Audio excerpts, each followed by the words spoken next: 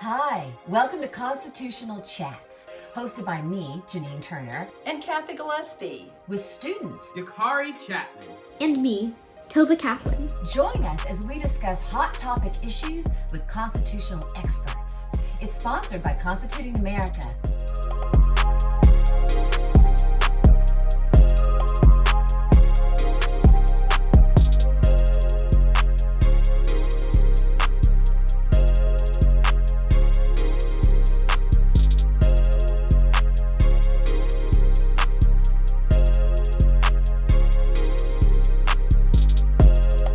I'm Janine Turner. I'm the founder and co-president of Constituting America, and I'm here with the wonderful panel, Cathy Gillespie, co-president of Constituting America, Tova Kaplan, our national youth director, and Dakare, Chatman, our Constituting America student ambassador. And our special guest today, Professor Gordon Lloyd. I'm a huge fan of his, and we're thrilled to have him with us today.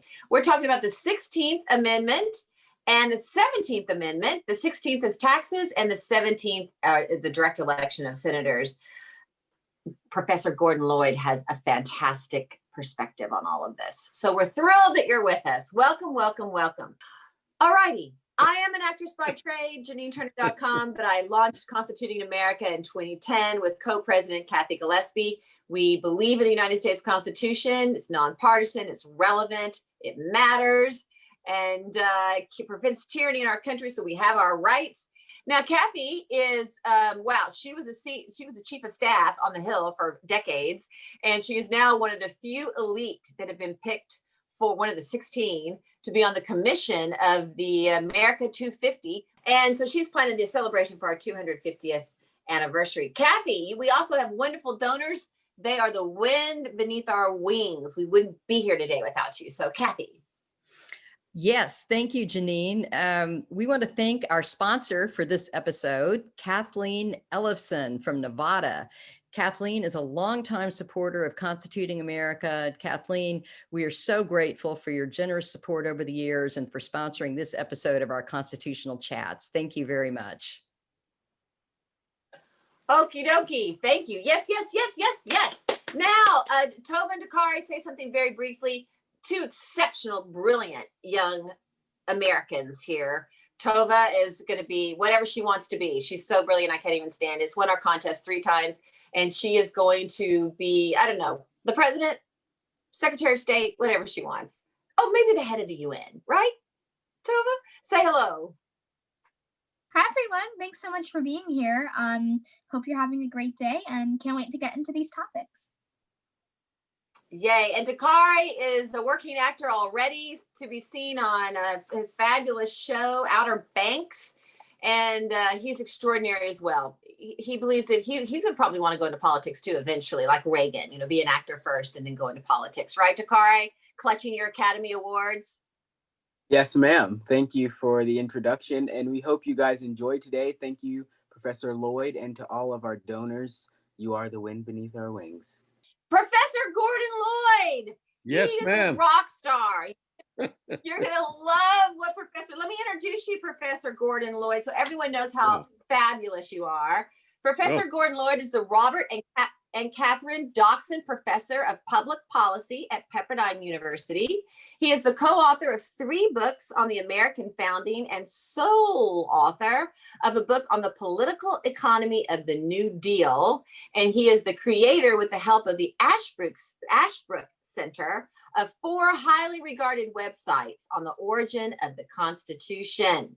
Professor Lloyd earned his Bachelor of Arts degree in economics and political science at McGill University. He completed all of his coursework toward a doctorate in economics at the University of Chicago before receiving his Master of Arts and PhD degrees in government at Claremont Graduate School. Professor Gordon Lloyd has been a friend of Constituting America's for 11 years, I believe, and we're thrilled to have him here with us today to talk about the 16th and 17th Amendments. So Professor Gordon Lloyd, we're going to let you tell us your insights and your brilliant perspectives, and then we will pepper you with questions.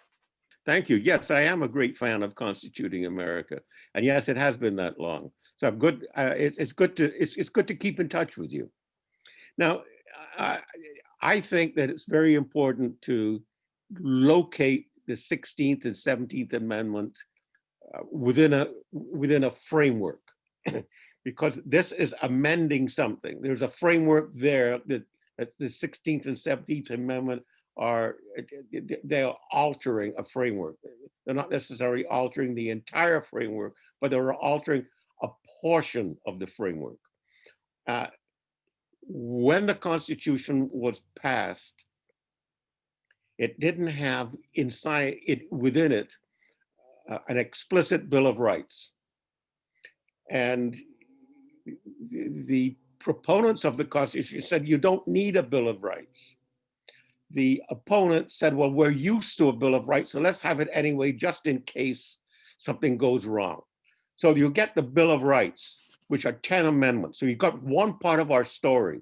You've got the Constitution and altering within a framework Bill of Rights so that it is clearly in there. You got 11th and 12th Amendments, which are sort of add-ons from experience dealing with the Constitution. Next bunch, the 13th,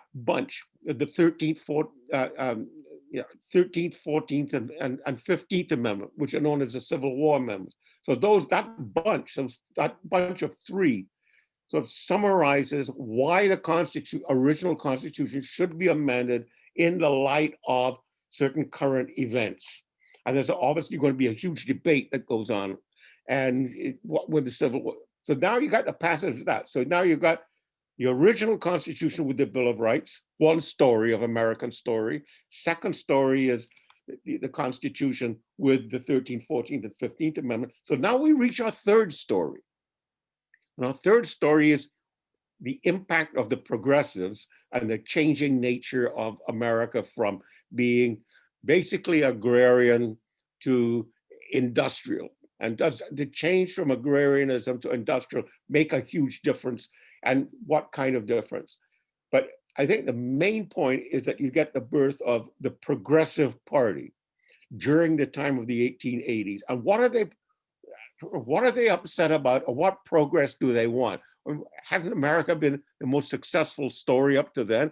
What more progress could we make? And the progressive idea was multifold, but one which received considerable attention because it was actually homegrown was the giving equal rights to women, which became the 19th Amendment.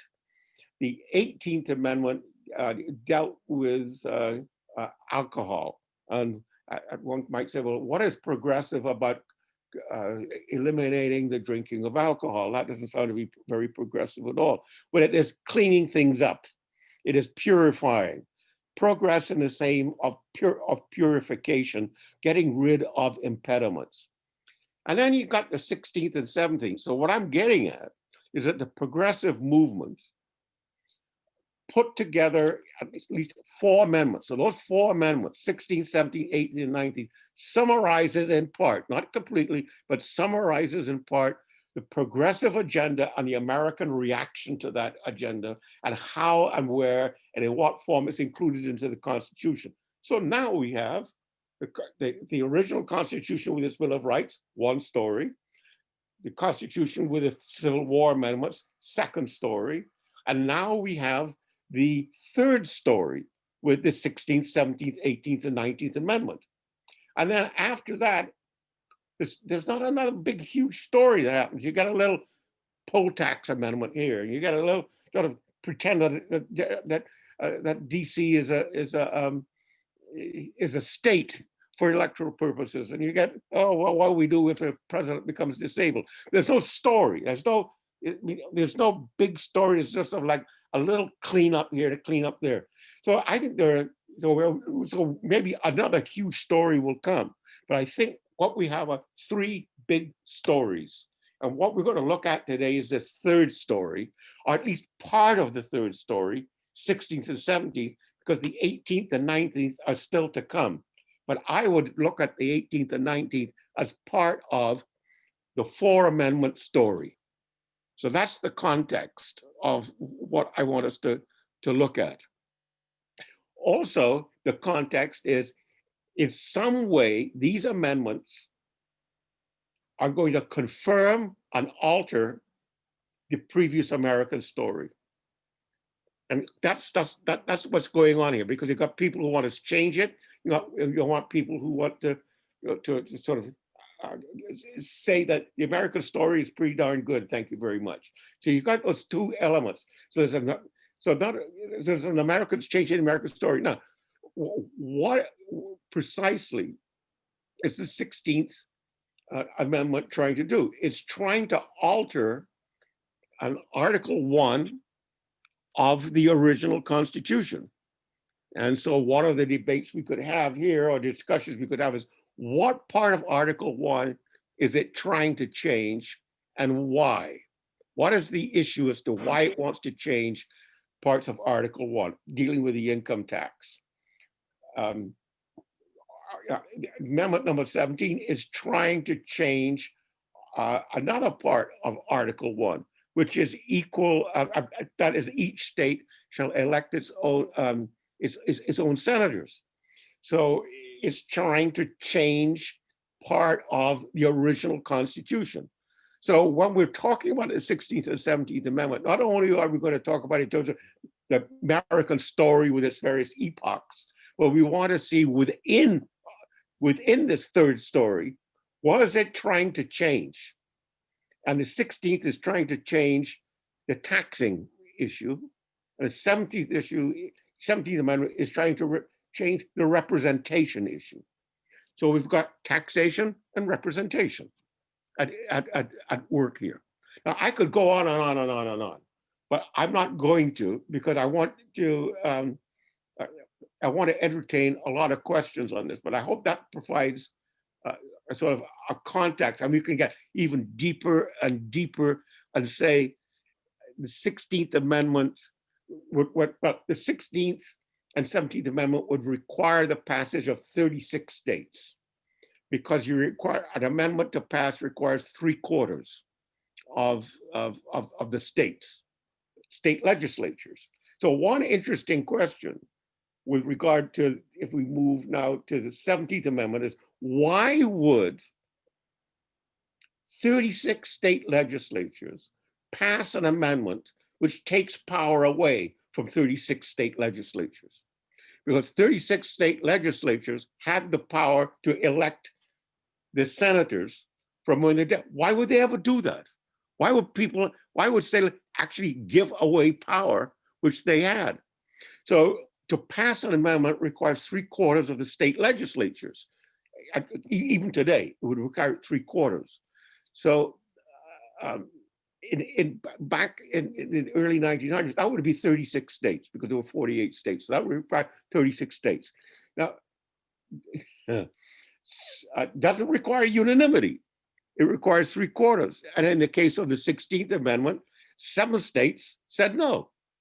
So one story or research that students could do would be to go into Connecticut, Virginia, et cetera, and see what were the arguments as to why these state legislatures would reject the 16th Amendment when it has been passed by Congress. There's another situation. In Congress, it requires the passage of an amendment requires passage of 2/3 of the House and 2/3 of the Senate. So why would 2/3 of the Senate, which have been elected by state legislatures, pass an amendment saying state legislatures can't elect their representatives? And then it goes to the state legislatures, and the state legislatures say, that's fine. I find that a fascinating story. I do too. Yes, I find it to be a really fascinating story as well. And Dakare has to get off to go teach, so I want to get to him very quickly. But and so just to summarize what you're saying, the 3 stories, I really, really like that. And I have to tell a very funny story very quickly. When I was 8 years old, my father was a graduate of the United States Military Academy at West Point, so he was a West Pointer. He was in the Air Force. He was very quiet. I don't know where I got this love of the founding fathers, angel up there. But I remember, and it's really fascinating that I remember this, but I remember looking up at my father and saying, Dad, if our founding fathers were to come back today, what would they be most disappointed about? And so we're talking, I was 8, I was born 62, we're talking 1970. What would they be most disappointed about? And he looked down at me and he thought about it for a minute. He was a very quiet man, you know, he thought about it for a minute and he said, taxes. So he said, and I remember that moment, you know, and I didn't even launch Constituting America till 2010, but they would be very disappointed about taxes because it gave them power, so much power, and that took away from the states, and it takes away a lot of liberty from people. And I think the same thing happens with, and I'm going to let Dakare build upon this, but the same thing happens with the 17th Amendment. And just to be clear to our younger students, originally in the Constitution, in the framework, the senators who go to Washington, D.C. and serve in the Senate for 6 years were appointed and elected by the states, the state legislatures. So I don't know, in Texas, that would be in Austin. They picked the 2 senators. Now we all vote for senators. But when the 2 senators were able to be chosen by the state legislatures, those 2 senators in DC were accountable, meaning they had to make sure that the state was happy and the state legislatures were happy. Now they're accountable to the people. So what happened is the states lost a lot of power. So there's a loss of power for the states and the people, I believe, in this third story. Okay, Dakare, go ahead. I just want to tell that story about my father. Hi, this is amazing. I have a couple questions. The first one, what were the opposing opinions to the progressive movement and these movements? Well, the opposing is going to be that you're undoing what we know and what has worked so well. So why are you going in this direction, which has been untried before? So that would be one opposition. And what was your other question? That was the question. Just the opposing opinions to the progressive. You're going to find opposing what we might now call a conservative element within the American tradition. That anytime you're going to change something, you got to be very careful and very clear as to why you would want to change and try something that's never been done before. The progressives' idea would be that what we have is no longer working. It may have worked 100 years ago, but now we're living in a different century, in a different country, and therefore we need changes. And part of the progressive movement is changing what the battle is. 1776 was a battle between, say, citizens and the claim of the crown to do whatever it wanted to do. And so consent of the governed was the outcome of, say, the first story. The second story was, are slaves people, and do black people have the right to be citizens? And that story was settled. It didn't mean to say that, I mean, it was settled constitutionally. That didn't mean to say it was settled in everyday life. And this third story is that we have moved beyond the constitutional fabric, which was built 100 years ago. And now we're in an industrial age. We've got factories streaming all kinds of stuff. And we've got horses in the street doing things. And we need a new constitution for a new day. I think that would be what the progressives, and that's actually what we might call what is progressive about the progressives. And that is, we have made progress, and so we need a new progressive way of doing things for the new day. The old way was fine, but it's no longer here. Great. And were there any other countries at this time that enacted any of these things? Were we the first ones? No, we were not the first ones. As often happens, Europe is the bedrock of what is going on. And in Europe, from 1848 all the way through the early 1900s, the dominant issue was socialism, was the relationship between the classes. And should government play a role in the classes? And this is the time when you get certain legislation about working hours, conditions of the working class. And so the whole spectrum in Europe changed to an industrial system in which there was touted to be a class conflict. And so the role of government became, how do we deal with this class conflict? The extreme answer was the communists, do away with class. And then the other extreme was, don't they know their place? And so socialism came in, and the progressives are, I think, the American version. And they've always had to defend themselves against the claim that you're really socialists. And that has been that really you're getting your ideas from Europe. You are behaving like Europeans could, and the government controlling everything. But remember, we're not Europe, we're America. And so you're really out of touch. And so that's what the progressives have always had to deal with ever since their birth. That is, they're really socialists. And they've had to defend themselves that they're not socialists. That's a European phenomenon.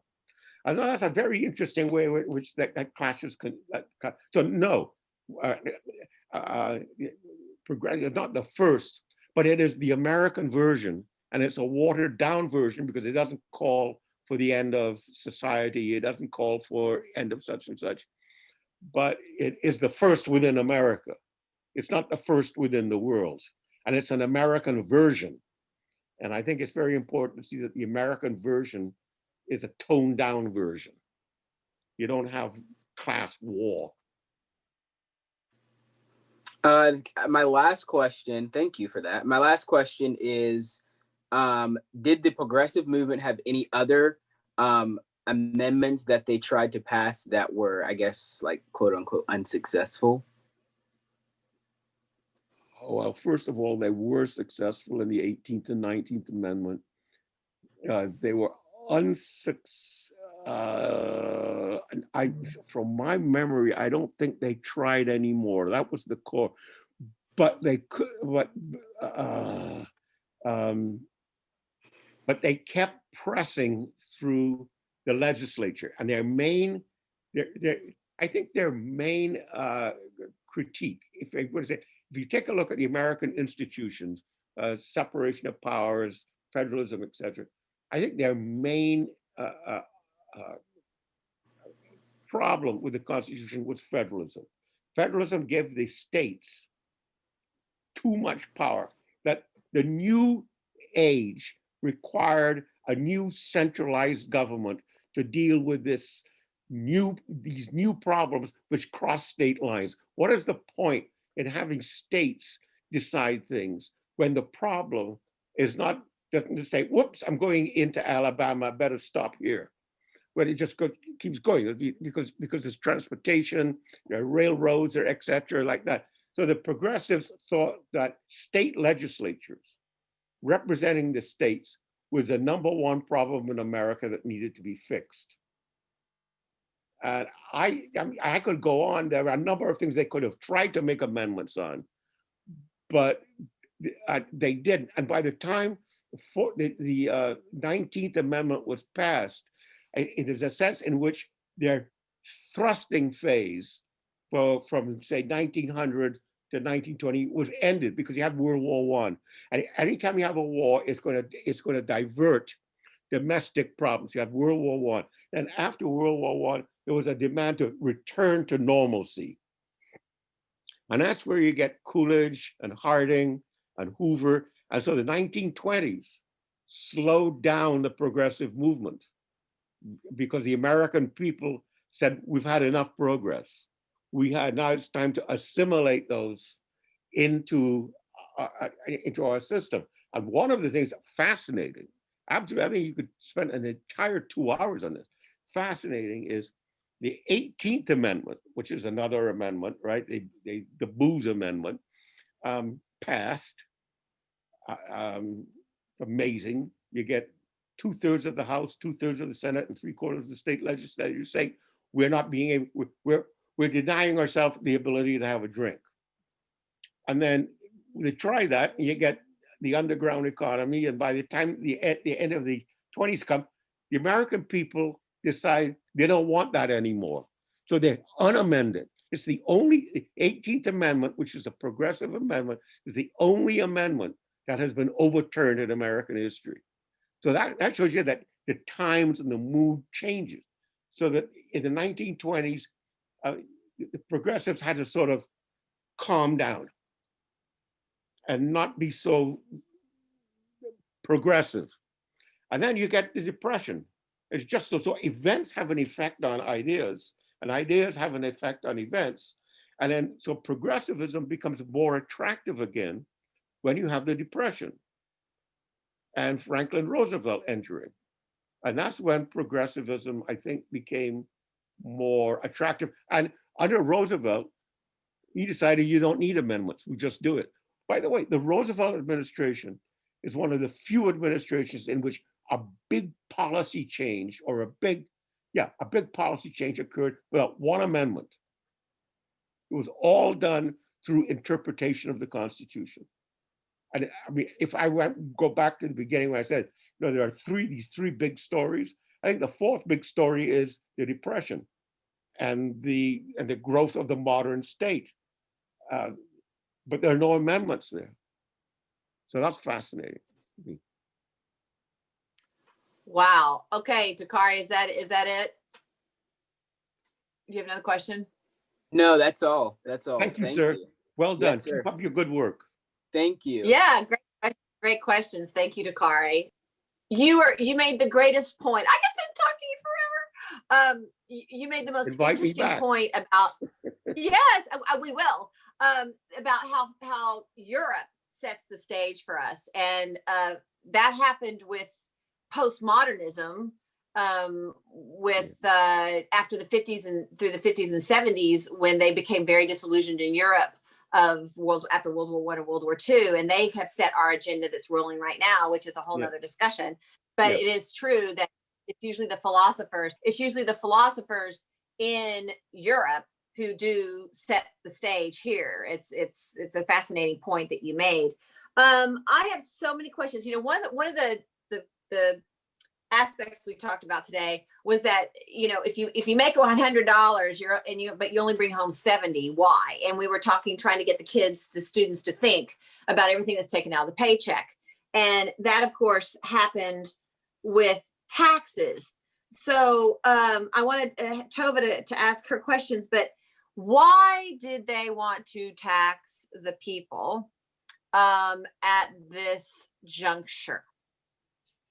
Well, I think, okay, up until say 1900, roughly, the federal government received most of its income through tariffs and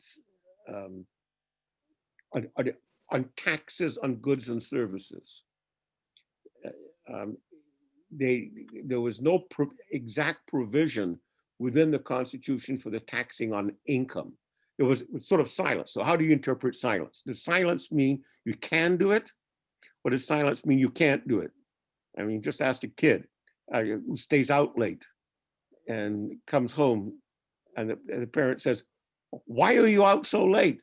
Your time is usually midnight." Well, you didn't say that I had to come home at midnight. Well, I didn't say that you could stay after. So what do you do about silence?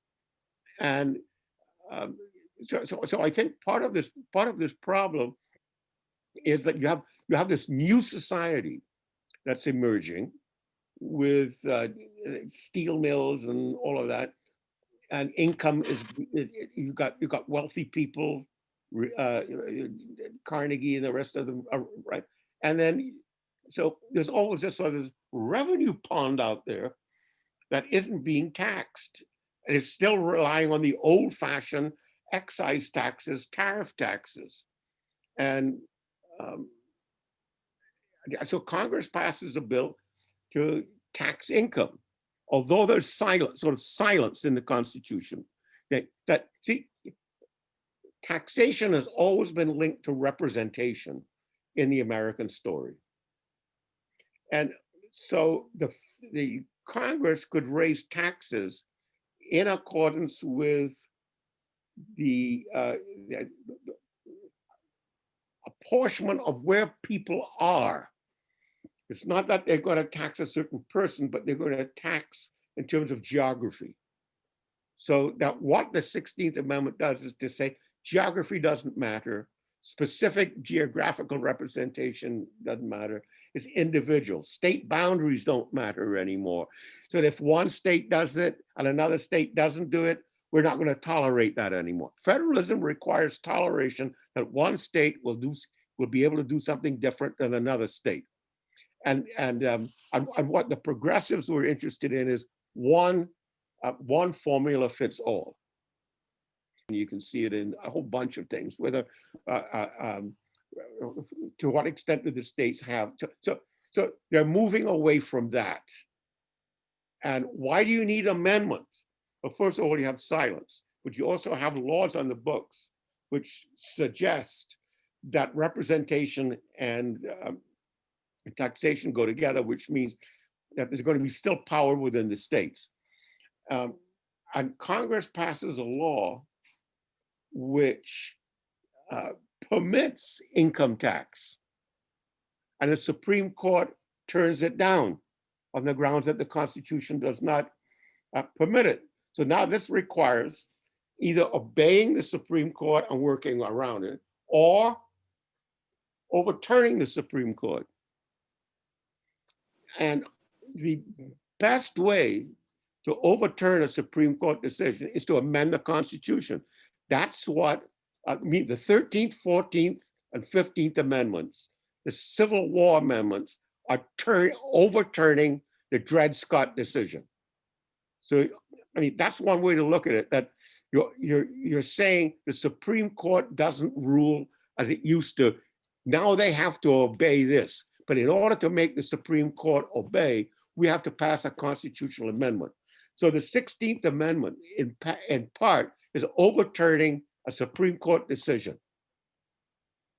Are you following me? Yeah, that's really fascinating. You're just brilliant. I think that's really, really, really fascinating. I just want to make an observance as I'm listening to you, and I'm going to toss it to Tova, is that you made the comment of federalism, and what we've learned here on these constitutional chats is federalism doesn't mean national. Sometimes we think that federalism actually means the states have power, and that's really overused and misused, the word federalism, a lot. So federalism, we've learned here, means the states have power. Interesting, this new story of saying we don't want the states to have power is more of a nationalistic single ruler, single thought. And ironically, it's taking us back towards tyranny and monarchy and kings and queens who oversaw the entire country and said, I am the one that can tell you what to think. Whereas when we had federalism, the states had their independence and their way of thinking, and they could say, well, no, that may work for New York, but it doesn't work for Wyoming. And this is the battle I believe we're seeing play out today. All right. You see, let me tell you how brilliant that is, because that was the critique of the progressives back in the 1880s, 1890s, early 1900s, that by their policy, instead of making progress within America, making America more America, was actually, ironically, introducing America back to being a colony of Europe. And so what the progressives had to answer is, no, this is consistent with democracy. The people will still do the electing. Here's the fundamental change. Somewhere in the 1880s, 1890s, the progressives managed to persuade a whole bunch of people that it was extremely difficult for Americans to govern themselves anymore. Things have become so complicated that we cannot govern ourselves. We need experts. And so at that time, 1880s up to the early 1900s, you get the birth of public administration schools across the country. So you would go and get a toolbox, masters of public administration in say like Princeton or whatever, and you come out and and the answer is, no, I'm not partisan, I'm not a Democrat, I'm not a Republican, I'm a toolbox, and I can rule. I mean, I can make decisions neutrally, non-partisanly. I can be independent. So this whole idea of the progressive movement thinking, no, we can create non-partisan, independent Americans without them having to be Democrat or Republican by teaching them at universities. And that was the whole idea, that life had become so complicated that we could not govern ourselves. And thus you need a Department of Health, or you need a Department of Commerce, you need a Department of such and such to tell you what to do. So the irony is, this attempt to make America more progressive is at the same time leaving it open to the charge that the people cannot control themselves, so the only people who can are those in charge. But they would claim they're not going to be monarchs because they're elected by the people. They're not going to see, they're not, Yeah. and that they're nonpartisan. So one of the things that the progressives introduced was the, some would say illusion, some would say hope, the hope of nonpartisan politics. So you have from the early progressives through Franklin Roosevelt and beyond, the creation of independent commissions, like the Federal Aviation Administration, the Federal Reserve System, etc., where those are supposed to be independent of for the day-to-day operations of politics, and the heads cannot be removed simply because the president doesn't like them. So I think that's one important progressive introduction as to why America won't go back to this fear that you have of returning to monarchy, etc., because you're going to have experts trained within America by Americans who then are nonpartisan and will make independent judgments. And you still have that today. The call for independent. Well, yeah. And Tova, here you go. It's but we're not colonies under an English monarchy. We are still independent states, and so I think we're going to go into a new story here, and the new story is going to be the states and the people in the states who think very differently than each other. You can't make everybody think the same. It's gonna be federalism. People who want their own states and their own opinions and their own lives, and they want to live differently than New Yorkers in Wyoming, against the progressives who are saying, no, it's all one thought and you all have to think one thought. That's exactly correct. One of this is, I do want to go to Tova real quickly, Professor. I'm sorry, because I'm not being fair because I'm hogging all the time. But I think this is going to be our big dividing point. Okay, Tova, go ahead, because I want you to have your time in here. Sure. So after the 17th Amendment, how did this change the politics of the Senate? And how did it change elections, since they had to appeal more to the people rather than state officials? How did that change the politics of America? Well, I would say not as much as the progressives hoped, and not as much as the conservatives feared. You have heard of the Lincoln-Douglas debates, where in front of whom were the Lincoln-Douglas debates held. There were several of them in Illinois. In front of whom were they held? The people of Illinois. Why did Lincoln and Douglas debate up and down the people of Illinois in the 1850s when the people of Illinois couldn't make the decision anyway? And I think the answer is, why didn't Lincoln and Douglas debate in front of this Illinois state legislature? That is where the decision was going to be. Lincoln and Douglas weren't debating each other for president. They were debating each other for who would become senator. And the senators in Illinois at that time were elected by the state legislatures. So why didn't they debate in front of the state legislature?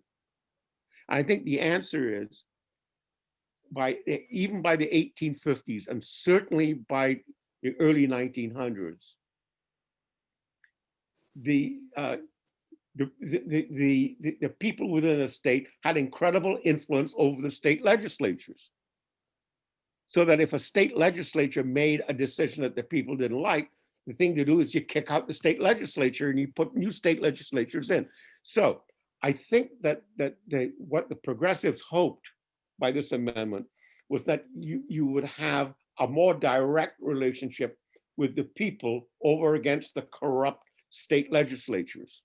And I think what happened was that the people ran the state legislatures ultimately because they had to run for election. And so the Lincoln Douglas debates I use as an example of that the people had a considerable influence. And one might say, why did, to pass the amendment required 3/4 of the state legislatures to agree to it. Well, if the state legislatures had such incredible independent power from the people, why didn't they just say, no, sorry, we're not going to give up our power? But they did. So my thesis is that there was a much greater connection between what the state legislatures did and what the people wanted than either the conservative or the progressive claimed. And I don't know, I think I'm being clear on that, right? As you follow what I'm getting at? Okay. Yeah, that's great. Thank you. And was this the full extent of what the progressives wanted in terms of changing the Senate, or were there any calls to make Senate based on population or even abolish the Senate? I've heard some people call for that nowadays. Was that being called for back then? Well, that's a post-progressive. I mean, the problem with the progressive movement is that it has almost to progress. There's no end. There's no side, we've finally reached progress. So progressive has always to continue. So for example, back in the, say, 1880s to 1920s, the main object of the progressive movement was to undermine what we might call federalism, and to take power away from the states. The state legislature business was part of it, but interestingly, they didn't go after the electoral college and the election of president. They didn't demand a direct election of the president. That is what we might call late progressive. So that is what the later progressives are doing. The later progressives today are demanding the abolition of the Senate because it represents the states, and what we should be doing is representing the people. But they didn't argue that. What they wanted to do was to take power, if possible, out of the hands of the state legislatures and put power in the hands that, if you take power out of the hands of the state legislatures and you remain at the state level, you're going to be putting power in the hands of the governor. And the governor then can govern. And so you've moved power away from the legislative branch.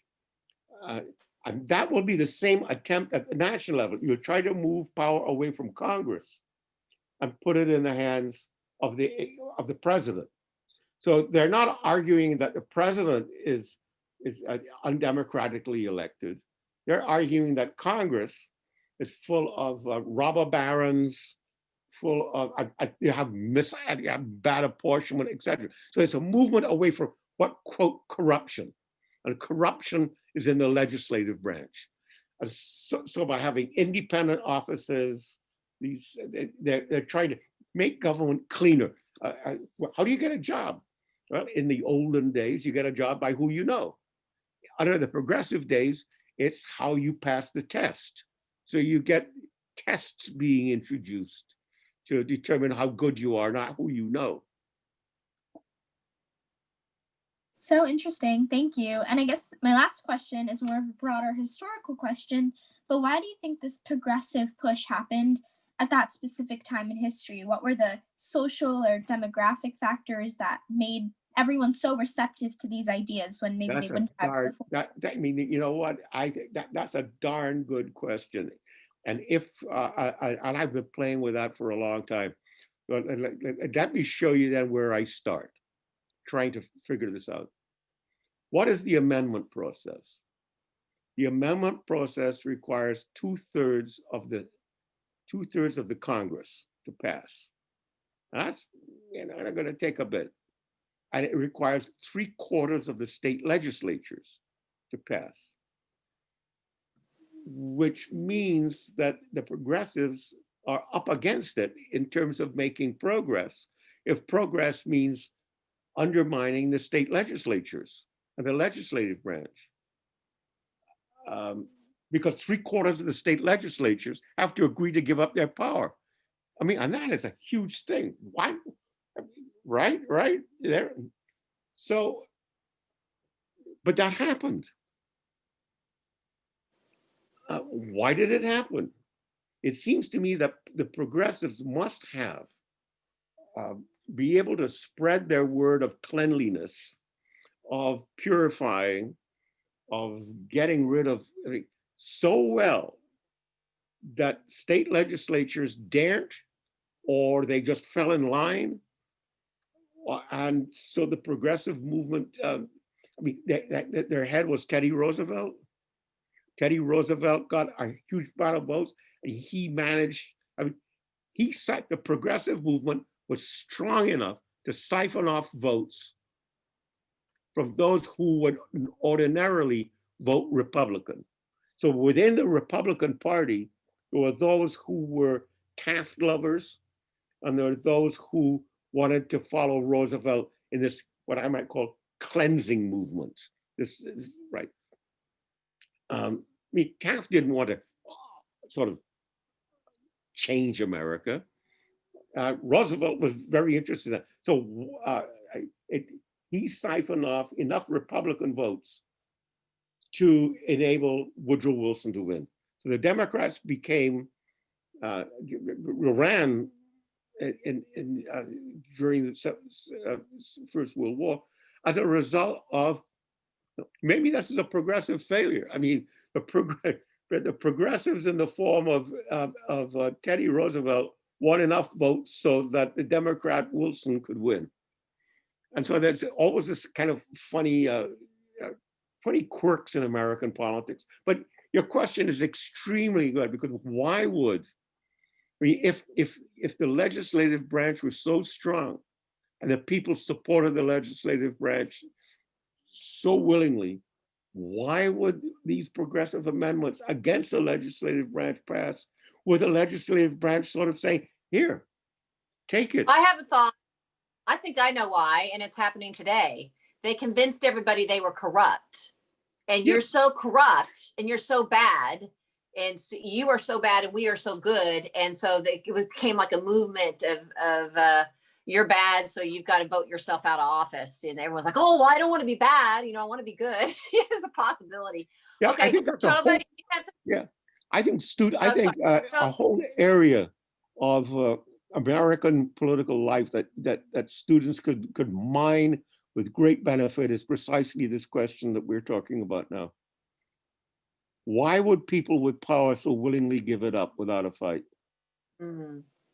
And I haven't read one author that has been able to persuade me as to why that is. And I just can't mentally go back into that time to try to retrieve it, other than to say something like what you said, that the progressives managed to persuade. But who do they have to persuade? They have to persuade the people. You have to persuade the people, because with all this emphasis on state legislature, the state legislature is still elected by the people. So the progressives' real, shall we say, success is that somehow it touched the American people.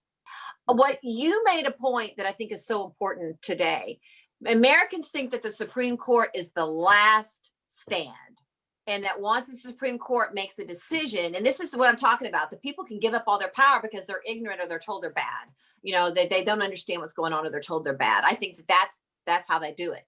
But people also think that once the Supreme Court makes a decision, that's the end. And you made the greatest point when you said that the Supreme Court did the bad decision, Dred Scott. So what happened? It was a check and balance. And the legislature came back and overturned the Supreme Court.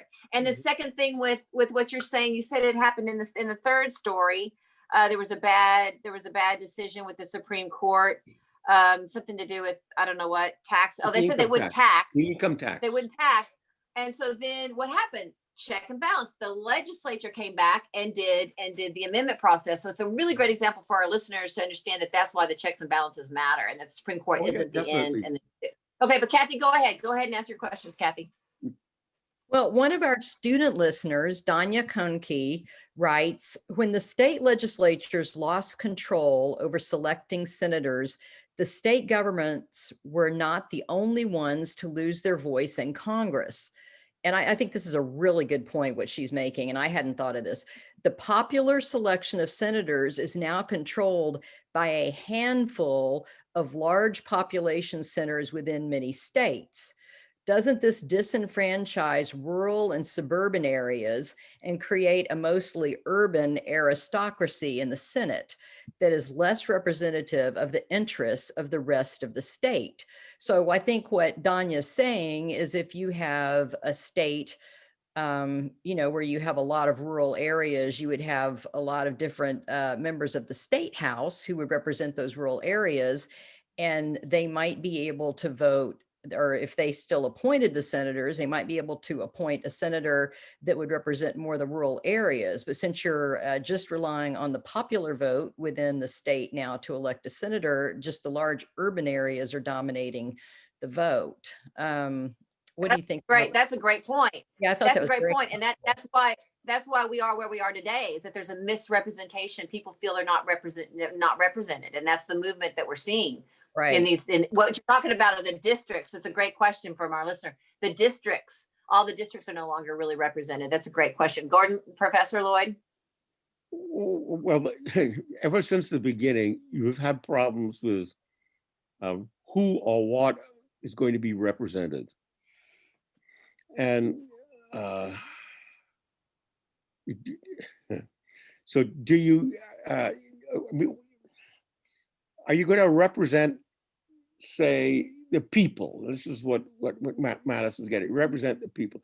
But the people reside somewhere. So do you just take the people as an abstraction all across a country, and it doesn't matter where they live, whether they live in a parish, a locality, a precinct, a county, and then a state, and then you just say, I just live as an American, and I'm not also a Virginian, or I'm not also someplace within Virginia.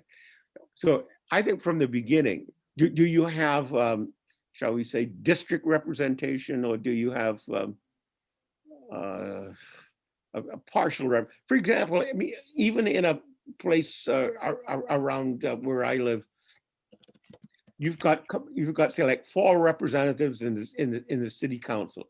Should those representatives be elected at large, which means that you take the district as one, or should you have say a partial representation? So you divide the district up into 4 parts, and that would produce a better representation. My point is that however you want to carve up, you're going to get some critique that it is not fair, that it is undemocratic. I don't know what the answer is, because I don't know what the proper, but what do we do with representation? The point was, the Senate, the states were going to be represented. There was no interest in representing the people, or whether they resided in rural areas or not.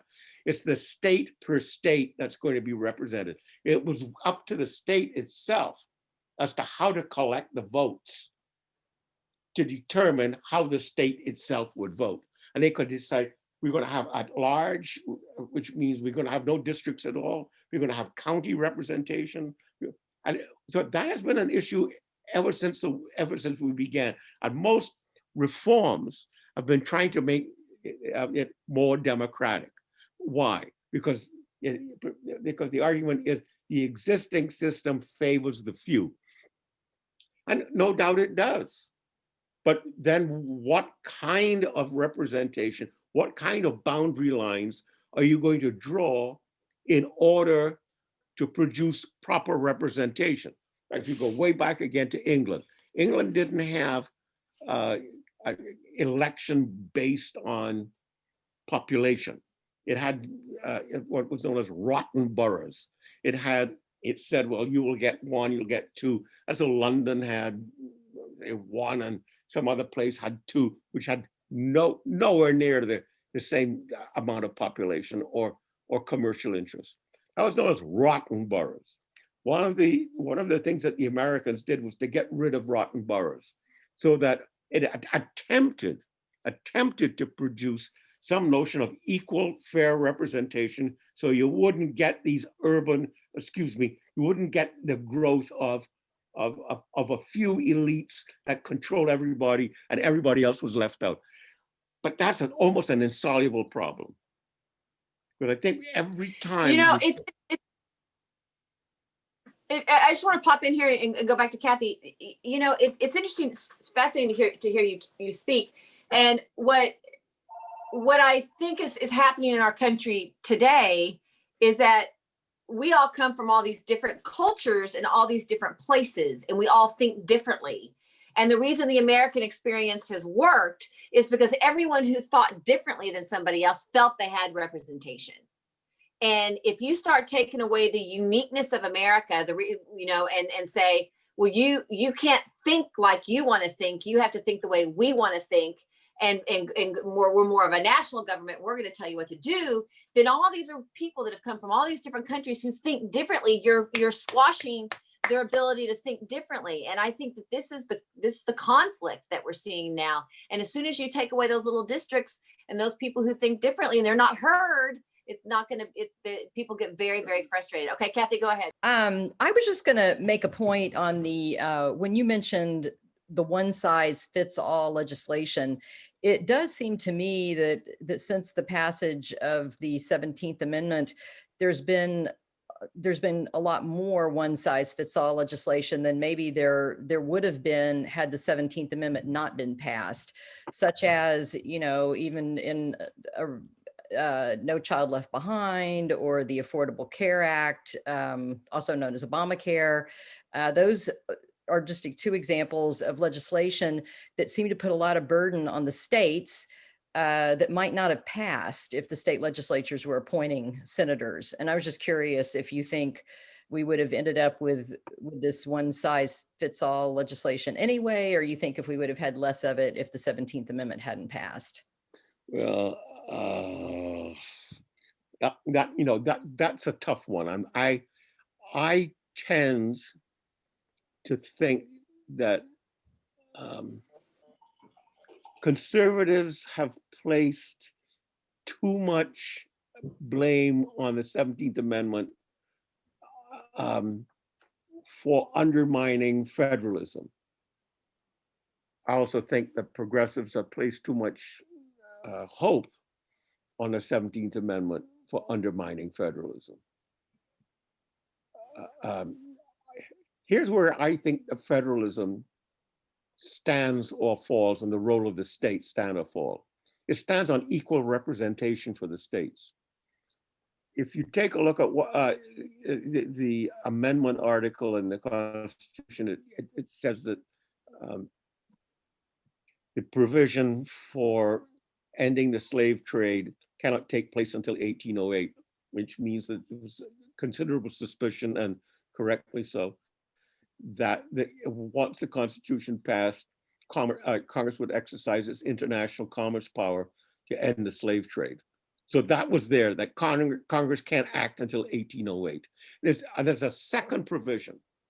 So that is a provision saying you cannot amend the Constitution temporarily in this area. But there's a provision within the Constitution which says you cannot amend this provision ever. And that is, no state can be deprived of its equal representation in the Senate. So it was not an election. Why not put there then, that state that we shall never have something like the 17th Amendment. It's not the question of voting. It's the question of whether the states are recognized as equal partners. That's the issue. And if you take a look, then the states are equal partners within electing the president, the electoral college, and they're equal partners in passing legislation because they have equal representation in the Senate. So I think that both sides have sort of underestimated or overestimated the doing away with the provision that the state legislatures shall elect the senators. The fact remains there will be equal representation in the Senate for that state, whether the state legislature or the people themselves do the electing. What the progressives might have hoped is that this is a step in the direction you simply end boundaries, and that then you have an American population electing the Senate, and the American people will elect the Senate proportionally to population, and no longer do. So I think the key to the survival of the states is the fact of equal representation in the Senate and equal representation in the election of the president. It is the electing mode in that way which gives them. So that I think and moreover, I think the people have considerable clout, back then had considerable clout over the state legislatures themselves. So I am of two minds. I mean, it seems to me that the progressives had at that time, the progressives had greater hope than the conservatives had fear. That the progressives had hope that that doing this amendment would somehow open progressivism to the nation. Conservatives were few. There was no opposition. There didn't seem to be this great concern back when the 17th Amendment was passed that the states somehow were giving up huge power because the 17th Amendment passed easily. It passed within 2 years and only 6 states opposed it. Therefore, I was just kind of concerned that, it seems to me that the progressives were incredibly hopeful at that time, and the conservatives weren't incredibly concerned. Since World War II, the conservatives have become incredibly concerned that that amendment has done so much harm to American conservatism. And I'm still playing with that because of what I said. All right. I just wanted to finish that. If the people, what you said, to play on one of the aspects that you said, if the people had great power over their state legislatures, yes, and then so the state legislature sent to DC, but then suddenly those people lost their in a way, the people of the state lose their voice because the state legislature is no longer really accountable to the pressure of the states. So it seems like the people's power was running through the state legislature. I see it. The state legislatures. It was running state legislatures, and then the state legislatures picked the two people, and they were really accountable to that state legislature, and thus they were really accountable to the people of the state. But if you took that away, but anyway, Cathy, is there one last question? I mean, I think it's an ongoing question, which is important to be which can't be answered. It'd be interesting to go like the Federalists and the Anti-Federalists to go see what they're reading. There you go. If I were in your class, I would do research on those 4 or 6 states and why they thought it would be bad and hasn't come to fruition today. Absolutely, and there are records, and absolutely. Absolutely. Okay, well, we have to wrap up here. Lisa's got to go, and we talked this. I hope the audience doesn't mind that we went 10 minutes over with the so fabulously stimulating and brilliant Professor Gordon Lloyd. I actually attended Pepperdine University until I started booking movies and I had to go make a living.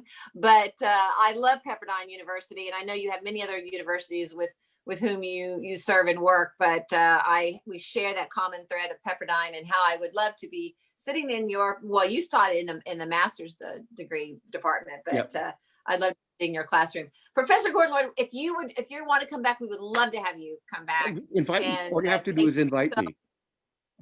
Okay, great. Janine, we will. Janine, Cathy, wonderful. Thank you very much. Thank you for the stimulating conversation.